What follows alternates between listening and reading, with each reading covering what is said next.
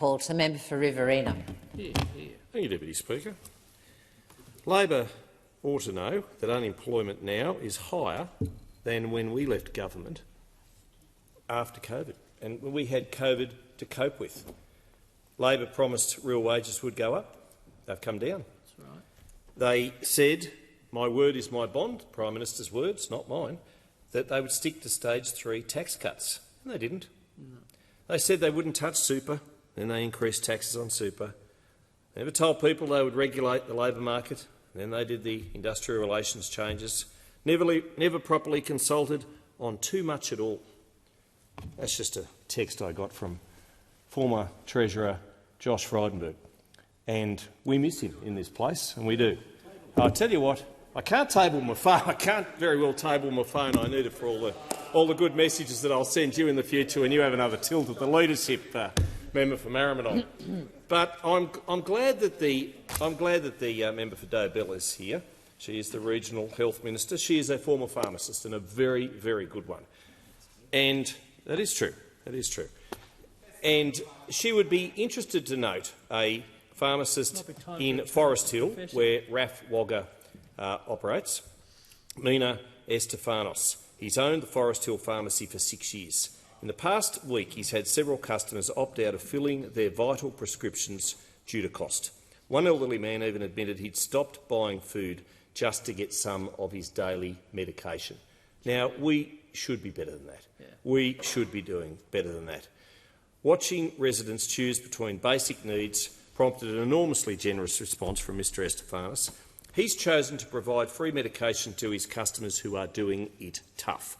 Talking to social media, asking the community to bring in those who've been taking it to social media, asking the community to bring in those who've been avoiding paying for their medicine. What a generous man! But he shouldn't be required to do that.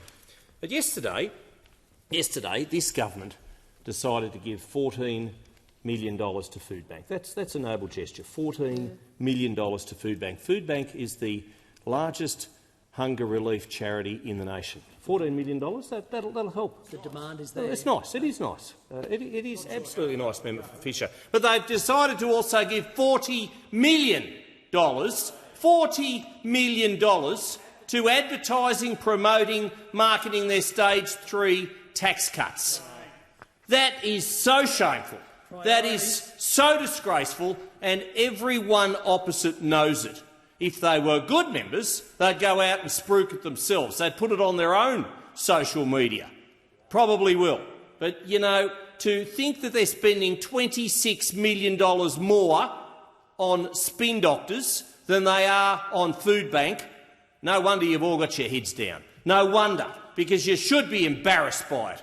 Absolutely disgraceful. And then you've got pharmacists such as the one in my electorate having to give away free medication to pensioners who can't afford it. And then we've got the Health Minister, and I'd like the member for Dobell to listen carefully to this because she is the Regional Health Minister. I know she comes to this place with a good heart. The Health Minister says if doctors aren't bulk billing, we'll just go and pick up the phone and ring another one who might. Well, that's all well and good in a city electorate like his in Adelaide, but it ain't good enough in regional Australia. It's hard enough to get a doctor, let alone to get one that might be bulk billing. And if you have got one, lucky enough on the end of the phone, if you don't want that first one, it might be hundreds of kilometres away. You are in pain, and you have to be forced to go hundreds of kilometres because the Health Minister thinks that doctors are so prevalent in the bush that they're absolutely everywhere. This government has put in place a truckie tax. They've absolutely hurt the Murray-Darling Basin irrigators by taking productive water away and just sending it out the mouth of the Murray. That's the way that they're going to make sure that we grow more Australian food. Well, it's not. It's not. That's going to lead to more imported food, higher grocery prices. They've put in place so many taxes, and then they come out in here today, puff their chest out and say we're delivering better taxes, better tax relief for lower and middle-income people. Well, they never mention stage 1 and 2 tax cuts. They've put in place $26 million more on spin doctoring than they would on Food Bank.